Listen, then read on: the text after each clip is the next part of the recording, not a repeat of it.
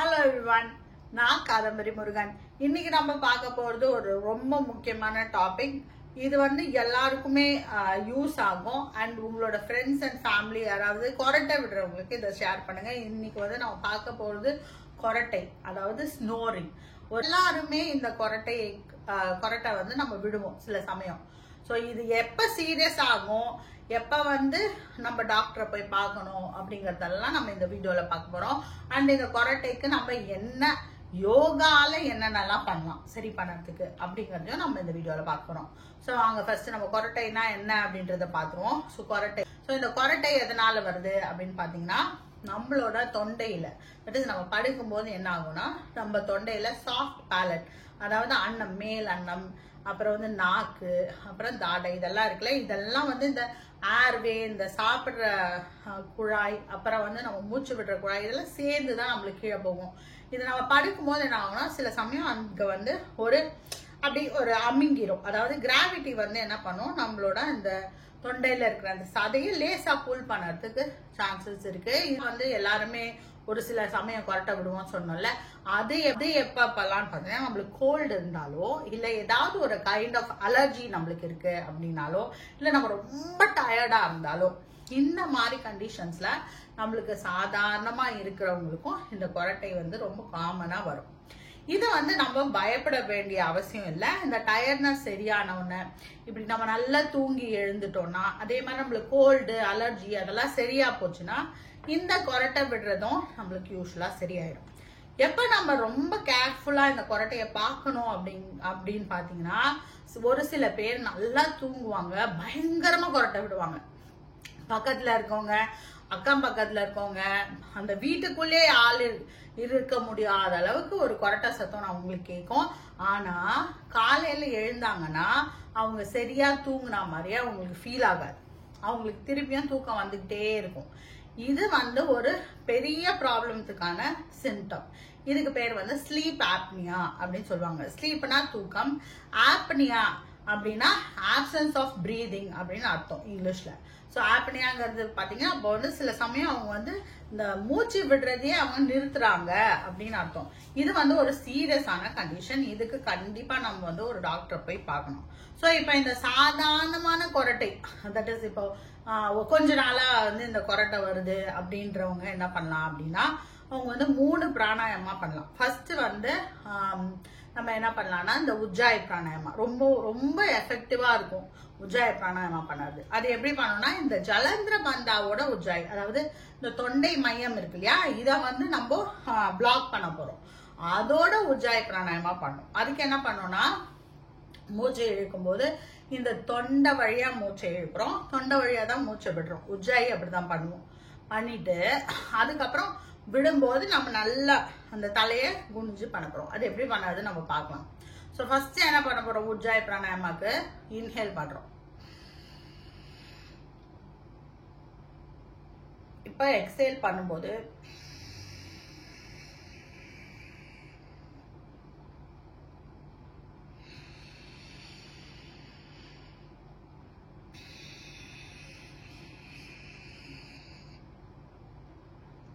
இப்ப இந்த தொண்டை இப்ப பாத்தீங்களா, எக்ஸேல் பண்ணும்போது எக்ஸேல் பண்ணிக்கிட்டே அப்படியே பெண்ட் பண்ணி நல்லா இந்த சின் கீழே தொடரும்.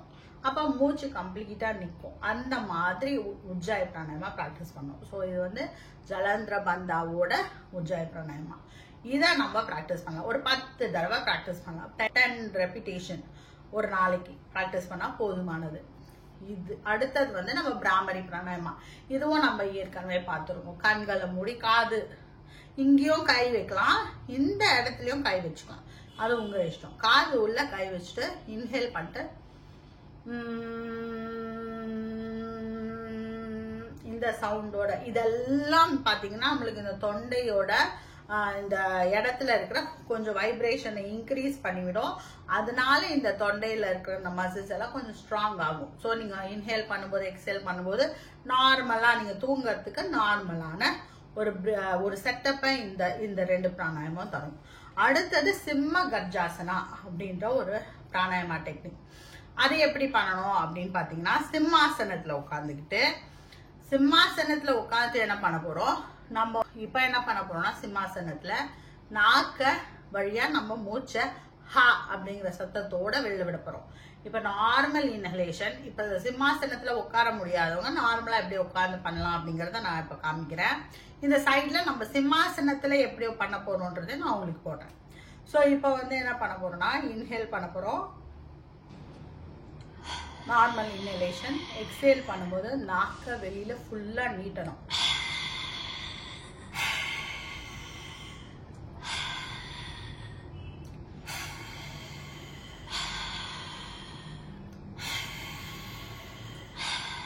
இந்த சத்தத்தோட எக்ஸலேஷன் பண்ணும். இதோ ஒரு 10 தடவை பண்ணும்.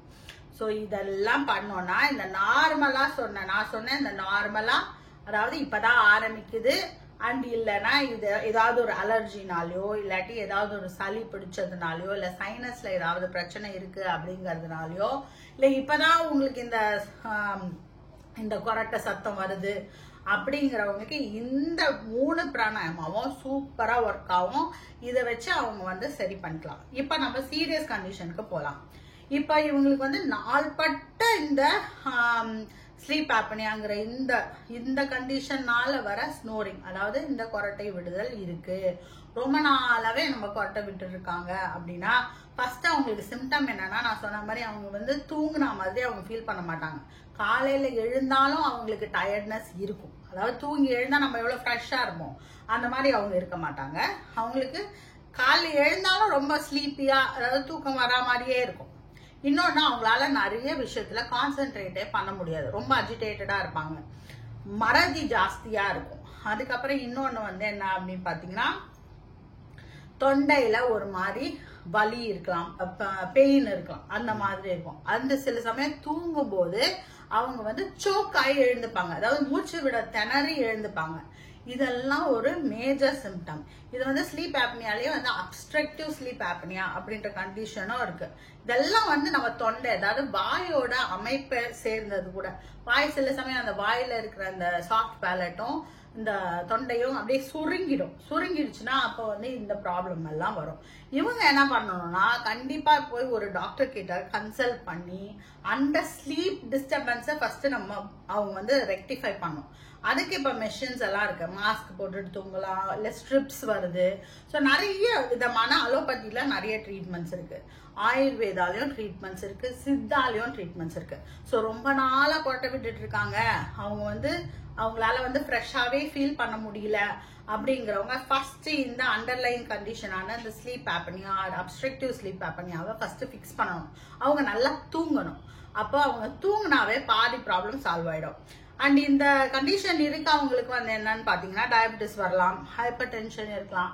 ஸோ இதெல்லாம் வந்து இந்த ஸ்லீப் ஆப்னியா, அதாவது இந்த பிரீதிங் நார்மலா ஆயிடுச்சு அப்படி தூங்கும்போது அவங்களோட பிரீதிங் நார்மலாகி அவங்க நல்லா தூங்க ஆரம்பிச்சாவே பாதி பிரச்சனை சால்வ் ஆயிடும். இந்த பிரச்சனையை சரி பண்ணிக்கிட்டு அதுக்கப்புறம் இந்த 3 பிராணாயமா நான் சொன்னேன் இல்லையா, அதெல்லாம் இவங்க பண்ணாவே இவங்க வந்து லைஃபை வந்து நல்லா லீட் பண்ண முடியும். அந்த மாஸ்க் போட்டுட்டு தூங்குறதுன்னு சொன்னேன், அந்த நாசல் ஸ்ட்ரிப் என்ன கொடுக்குறாங்களோ, இதுக்கு வந்து எந்த டாக்டரை போய் பார்க்கணும் அப்படின்னு பாத்தீங்கன்னா, ஒரு நல்ல பல்மனாலஜிஸ்ட போய் பார்க்கணும்.